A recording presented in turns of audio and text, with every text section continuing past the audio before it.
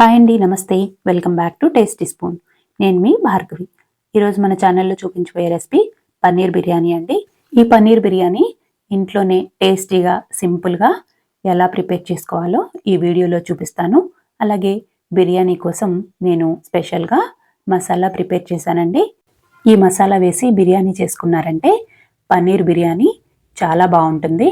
అంతేకాకుండా పన్నీర్ కూడా సాఫ్ట్గా, బిర్యానీ బాగా పొడి పొడిలాడుతూ రావాలంటే ఎలా చేసుకోవాలో ఈ వీడియోలో చూద్దాం. ముందుగా బిర్యానీ కోసం మసాలా ప్రిపేర్ చేసుకుందాం. 1 స్పూన్ ధనియాలు, 1/2 స్పూన్ జీలకర్ర, ఒక 10 లవంగం మొగ్గలు, ఒక 1/2 స్పూన్ మిరియాలు, అలాగే 1/2 స్పూన్ షాజీరా, ఒక బిర్యానీ ఆకు, జాపత్రి, మరాఠీ మొగ్గ, 2 ఇంచుల దాల్చిన చెక్క, కొద్దిగా స్టార్ పువ్వు మీ దగ్గర ఉంటే వేసుకోండి, లేదంటే పూర్తిగా ఆప్షనల్ అండి. తర్వాత జాజికాయ, 4-5 యాలకులు వేసి వీటన్నిటిని ఒక మిక్సీ జార్లోకి తీసుకొని మరి పౌడర్ లాగా కాకుండా కొంచెం బరగ్గా గ్రైండ్ చేసి మూత పెట్టి పక్కన పెట్టుకోండి.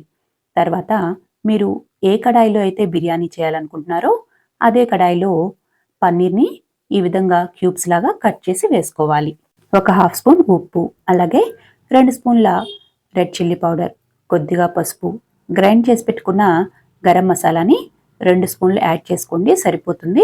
మిగిలిన పొడిని ఏ కర్రీలో యాడ్ చేసుకున్నా కూడా కర్రీ టేస్ట్ చాలా బాగుంటుంది. తర్వాత 1 స్పూను అల్లం వెల్లుల్లి పేస్టు, నెక్స్ట్ అరచక్క నిమ్మరసం, వేయించి పెట్టుకున్న ఫ్రైడ్ ఆనియన్స్ కూడా వేసుకోవాలి. తర్వాత సన్నగా కట్ చేసి పెట్టుకున్న కొత్తిమీర తరుగు, అరకప్పు పెరుగు, అలాగే 1 టేబుల్ స్పూన్ ఆయిల్, అలాగే పుదీనా వేసుకొని వీటన్నిటిని పన్నీర్ ముక్కలకి బాగా పట్టేలాగా కలుపుకోవాలి. మీకు టైం ఉంటే 1 గంట సేపు మ్యారినేట్ చేసుకోండి, లేదంటే కనీసం ఒక అరగంట సేపు అయినా కలిపి పక్కన పెట్టుకోవాలి. నెక్స్ట్ స్టవ్ మీద ఒక గిన్నెలో నీళ్లు పెట్టుకొని అవి మరిగేటప్పుడు 2 టేబుల్ స్పూన్ల ఉప్పు వేసుకోవాలి. అలాగే 1 స్పూన్ షాజీరా, 4-5 లవంగం మొగ్గలు, 2 యాలకులు, ఒక బిర్యానీ ఆకు, కొద్దిగా చెక్క. నెక్స్ట్ నేను కొన్ని రోజ్ పెటల్స్ కూడా వేశాను.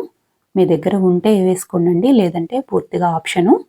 రోజ్ పెటల్స్ వేయడం వల్ల ఫ్లేవర్ చాలా బాగుంటుంది. తర్వాత ఇందులోకి 1 టేబుల్ స్పూన్ ఆయిల్, అలాగే అరచక్క నిమ్మరసం పిండుకోవాలి. నిమ్మరసం యాడ్ చేయడం వల్ల మనం ఉడికించుకునే అన్నం బాగా వైట్గా ఉంటుంది.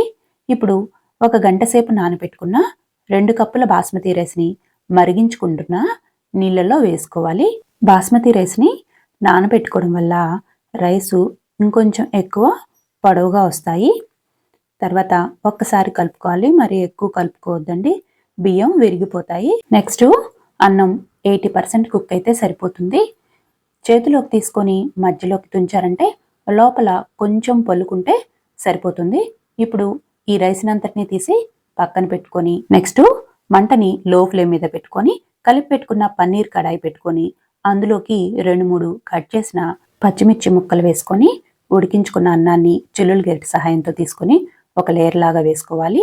దానిపైన కొత్తిమీర తరుగు, అలాగే ఫ్రై చేసి పెట్టుకున్న ఆనియన్స్ వేసి మిగిలిన అన్నాన్ని కూడా మొత్తం లేయర్ లాగా వేసుకోవాలి. దీన్ని కూడా ఒకసారి స్ప్రెడ్ చేసుకొని ఉడికించుకున్న బియ్యంలో నుంచి కొన్ని నీళ్లు తీసుకొని గిన్నె అంచులంపడిగా పోసుకోవాలండి. నేను కొద్దిగా ఫుడ్ కలర్ యాడ్ చేశాను. తర్వాత 2 టేబుల్ స్పూన్ల నేతిని బిర్యానీ గిన్నెకి అంచులంపటిగా వేసుకోవాలి.